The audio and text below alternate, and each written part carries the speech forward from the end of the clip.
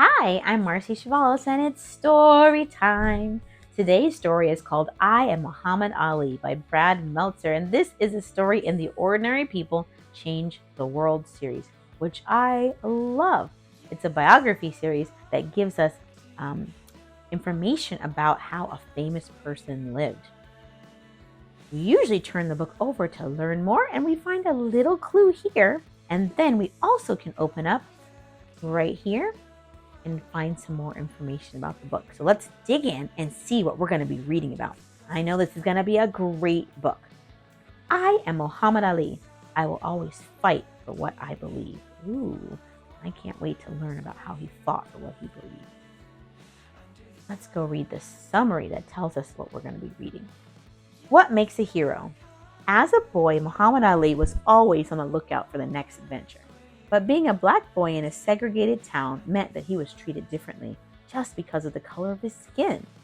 Only in the gym, learning to become a boxer, did he feel completely accepted. Soon he would become a world-renowned Olympic medal-winning athlete, dubbed the greatest. Throughout his life, and as a proud Muslim, he never lost his sense of justice, often speaking out against racism and the Vietnam War despite the personal cost to his career. He knew that it wasn't boxing that made him the greatest, it was his courage to always use his voice to fight for what's right. This lively New York Times best-selling biography series inspires kids to dream big, one great role model at a time. You'll want to collect each book. We all can be heroes. For those of you who love AR stories, this is an AR book, level 3.6, worth half a point, and it's quiz number 516232. You ready to keep reading? All right, let's grow. I am Muhammad Ali. I am Muhammad Ali. From the day I was born, I've been loud and proud. In the hospital, my cries would wake up all the other babies. No, no, no! Wah! My parents named me Cassius Clay Jr. It was the name that came from the family who enslaved my great-grandfather, John Henry Clay. You'll see why I changed it. As a baby, I could never sit still. In my stroller, I'd stand up to see everything, always looking for adventure. Look at him, sorry, kidding up. When I was a toddler, I accidentally knocked my mom's tooth loose. Amazing! Your first big punch! Oh no! When I was a baby, I did not knock out my parents' tooth. Did you? I didn't think so. Maybe you stood up in your stroller. Those first syllables I used to say, gee, became my nickname, though my mom joked it meant golden gloves. My mom was always proud, showing me so much love. She really was the greatest. Oh, I love hearing the stories about how these famous people were when they were little. Sadly, my hometown of Louisville, Kentucky was segregated. That means that black people had different schools and different restaurants from white people, all of them worse than the ones in white neighborhoods. Does that sound fair to you? No, that does not sound like a good situation where people were separated because of what they looked like and some people had nicer things than others on purpose. That is awful. That is very unfair. One hot day when I was little, I was so thirsty, my mom asked if I could get a cup of water. That sounds reasonable, right? You're thirsty, you want water? Let's see what happens. Please, he's really thirsty. We don't serve black people here. You should leave. Whoa! Can you imagine going into a 7-Eleven or a restaurant and you're a little kid and your mom just asks for water and they kick you out just because of the way you look? That is crazy and really, really wrong. I cried the whole way home. I didn't understand why someone would hate us just because of our skin color. Wow, how would we feel? I would feel horrible if someone treated me like that for no reason. It's a little kid. How would you feel if someone did that to you? And it would not give a good feeling, would it? It was the same at our local amusement park. Only white people could go on the rides. Since we were black, we weren't allowed in. My mother taught us that hating is wrong, no matter who does the hating. Why do they treat us so badly? Whites only. That's not right. Not right at all. At 12 years old, I got a new bike for Christmas and wanted to show it off. When it started to rain and we got hungry, we headed for the local black home show at a nearby gym. They have free popcorn. When we got out, I discovered my bike was stolen. It's gone! No, no, no! Oh, how do you think he feels? Oh, he's shocked, mad, sad, scared, frustrated. Someone told me there was a police officer downstairs who could help. I cried the entire way. So it sounds sad. I wanted to whoop the thief, but then I saw what was actually down there. Ooh, what was actually down there? I want to know what's down there. What do you think's down there? Let's make a prediction. He sees something that gets his attention. He's looking for the police officer. But, what's he gonna find? It was a moment I'd never forget. The sound of skipping ropes and gloves hitting bags. One boy was shadowboxing so fast his hands were a blur. And since both black and white boxers were welcome, the outside world seemed to fade away. Oh, he found a boxing gym. I wonder if this is where he first gets interested in boxing. What do you think? Could that be a possibility? Officer Martin was the one who asked me if I wanted to join the gym. I was skinny and had never worn a pair of boxing gloves. A few days later, I jumped into the ring with an older boy. Within a minute, I had a bloody nose. Oh no! You maybe need some training first. This is Joe Elsby Martin. He was right. To get faster, I'd race the school bus to school. Race the school bus? I don't think I could beat a bus. Do you think you could? What's he doing? Winning. Officer Martin said I was an ordinary kid.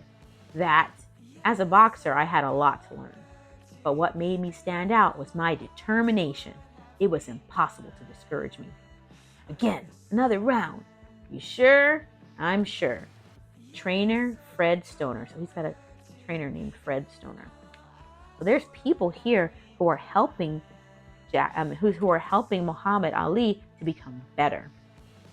This reminded me of another story I read about Jackie Robinson, about people who came alongside him to encourage and mentor him to help him to be better. Maybe you're not the best athlete, but maybe you can be an encourager like these guys. You can encourage someone to do their very best. We all participate in making one another great. One of my earliest fights was against a local bully named Corky Baker. We called him King of the Streets, since if you walked by him, you'd have to pay a toll. Corky was so tough, he once held a football player upside down to shake money from his pockets. Now, does he sound like a great person? He's making really awesome and wise choices and being kind to others? No, not at all. I knew I couldn't go far in boxing until I beat him. I hear you want to fight me. Not here. He would have destroyed me if I fought him without rules. So I convinced him to come where I'd have the advantage. Inside the ring. I couldn't picture myself as a real champion until I stood up to Corky. You're dead meat, kid. We'll see. Was I scared? Of course I was. I hoped he wouldn't notice my knees shaking. I let him throw a lot of punches to tire him out. Before the second round was over, he ran out of the ring. This ain't fair. Long live the new king. After that, Corky stopped bullying people. Yay! He even shook my hand and told me I go a long way as a fighter. But the most important thing I did that day, face fears. I wonder what kind of fears you have. Is there something that scares you that you could face just like Muhammad Ali faced his fears? And we all have things that scare us. And we all get the courage to face those fears. Today, people know me for my confidence. But I was shy. And I had something called dyslexia, which which meant I had a hard time reading and interpreting words. That's it, sound it out. I can do it. Maybe you are reading the story and you have dyslexia too. Don't let that stop you. That could actually help you to continue to do your very best. You keep working hard and use the things in the way that you've been made to shine. But before every big fight, I'd be so nervous, I'd throw up. How are you feeling? Oh, not so good. When I made it to the Olympics, I was even afraid to fly on a plane. I bought a parachute and wore it the whole way. How are you feeling? Even worse. But my father told me, always confront the things you fear. So when that boxing bell rang, my fears disappeared. USA! USA! USA! In 1960, at 18 years old, I won the gold medal at the Olympics. The USA is my country still, because they waiting to welcome me in Louisville. They're waiting to welcome him.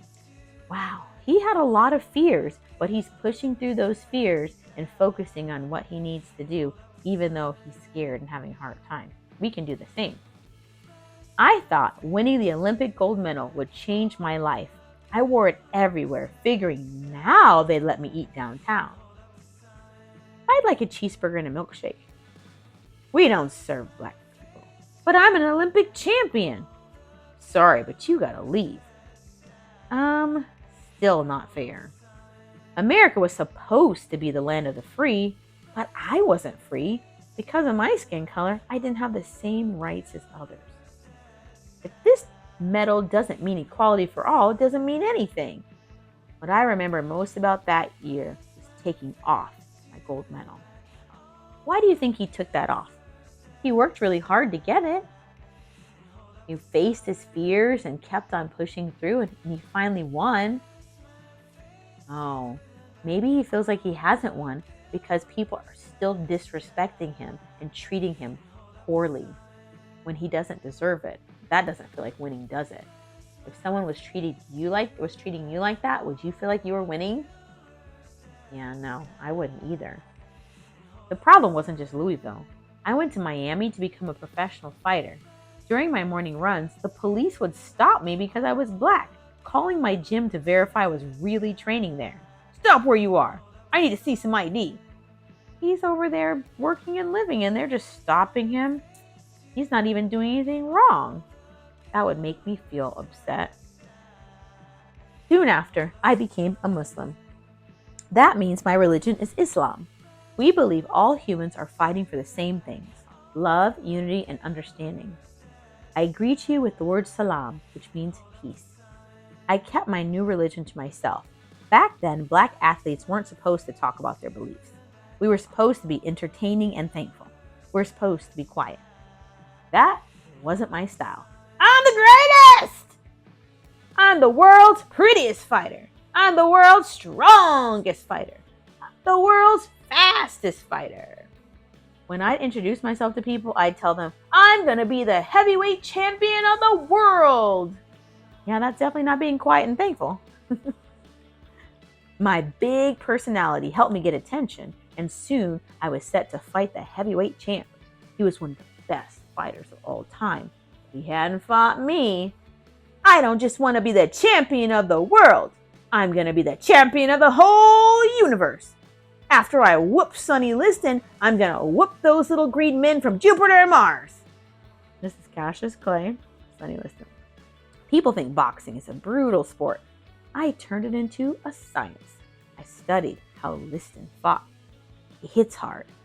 Then I can't let him hit me. I'll use my speed to lean back at just the right time. No one thought I would win. But come on, you know what happened. I was the new heavyweight champion. I shook up the world. The next day at the press conference, a reporter brought up my religion, asking if I was really Muslim. I told him all I wanted was peace, but I knew he was questioning my beliefs. Right there, I declared my independence. I don't have to be what you want me to be. I'm free to be what I want. Sometimes it's hard to stand up for what you believe. That's always worth fighting for. They were trying to make him feel bad about the religion he practices. Is that okay? No, it's never okay to make someone feel bad because of the things that they believe, or the way they look, or anything else. Soon after, I took on a new name. Cassius Clay was the name of a white man, a slave owner representing hundreds of years of injustice. So I changed my name to Muhammad Ali, which meant worthy of all praise. Sometimes people didn't like when I spoke my mind, but I was just telling the truth. I am America, only I'm the part you won't recognize. Get used to me. Black, confident, cocky. My name, not yours. My religion, not yours. My goals, my own. I can make it without your approval. The fights only got harder from there. The United States government used to be able to make you join the military. They wanted me to fight a war in the country of Vietnam. As a Muslim, though, I didn't believe in war. You don't join the army, you'll go to jail. You do what you need to. I refuse to fight in your war. Protesters called me unpatriotic. They said I should love America or leave it. It got even worse when I started speaking out about racism. We'll ban you from boxing. You'll lose your title and millions of dollars. I still refuse. Why are more black soldiers dying than the white ones? How is it fair to send me thousands of miles away to attack Vietnamese people when black people here can't even eat at a restaurant? He's got a point. For a while, I was the most hated man in America. But in time, instead of protesting against me, people started protesting against the war and for me. Ali is right. This war in Vietnam is wrong. Peace now. Stop war. Stop the war. Send me to jail if you want. All I want is justice. So there's more people who are speaking out against some things that they feel are unfair. The government eventually put me on trial for refusing to fight in the Vietnam War. The jury said I was guilty. I lost my championship title. They wouldn't let me fight for 3.5 years. But when the Supreme Court, the biggest court in the country, finally heard the case, they agreed with me. You win, Ali. Over time, more and more people realized the war was wrong, and I got the title no man or government could ever take away. I was the people's champion. Eventually, I got in the ring again. I didn't win every match. When I lost, I always got back up. My greatest match took me to Zaire in Africa. I was facing the new world champion, George Foreman, but I was really facing my history, the continent where my ancestors were enslaved, and a country where black Africans were struggling to be free. This time, though, I wasn't fighting alone. We love you. Ali, beat him. I'm so mean. I make medicine sick. The fight was seen by nearly 1 billion people, the most watched live TV event ever at the time. Foreman was younger, stronger, and had never lost a fight. I knew I wouldn't be able to outpunch him, but as long as I stayed on my feet, I could certainly outlast him. Who do you think won? Come on, Ali. You can do it, Ali. Go, Ali. Ali, babaye. Ali, Ali, Ali. Go, Ali. Ali, let's go, Ali. Come on, Ali. You got this, Ali. Once again, heavyweight champion of the world, I am the greatest. When I told you I'm America, it's because my story is an American story, and it's one that still continues. The battle against racism isn't finished. We all need to help. They'll tell you to be quiet. Don't be. Speak up. Use your voice. It's the only way we win the fight for justice. In my life, people try to knock me down. They try to count me out. But my biggest fights weren't in a ring. They were for principles, for things I believed in. Was I scared? I was plenty scared. Just didn't let it stop me. Anyone can pick a fight. That doesn't make you strong. Real strength comes from being true to your beliefs and being willing to lose everything for what you think is right.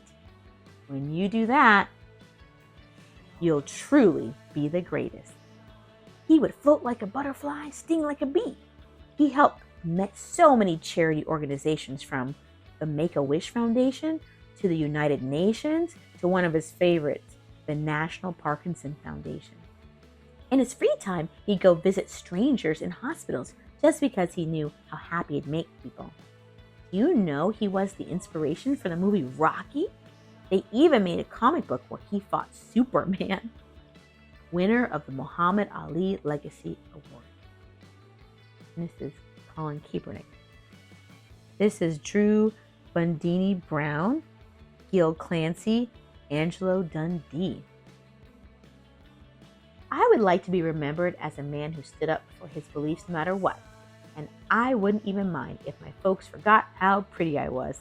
Here's Lonnie Ali. Go read it.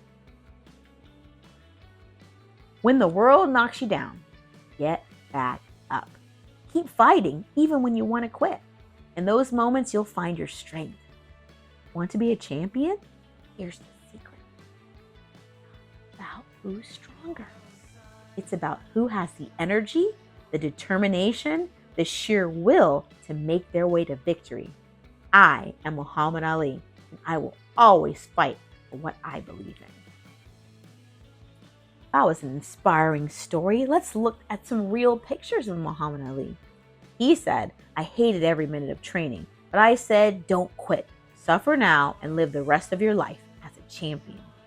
Here's Muhammad at age 12 at the winner's podium 1960 Olympic Games, Muhammad and his wife Lonnie in 1999. In Egypt 1964. And dodging Joe Frazier's punch in 1971. And here's a timeline of his life. From when he was born in 1942, when he died in 2016, and how the Louisville airport was named after him, and so many more events that you can read about in his life. Well, if you enjoyed this story, go ahead and click the like button so that other people can enjoy it just like you did. And if you want to hear more stories, go ahead and click the subscribe button so that you'll get a notification every time a new story comes out. Well, I enjoyed reading with you, and I hope to see you next time. All right, goodbye.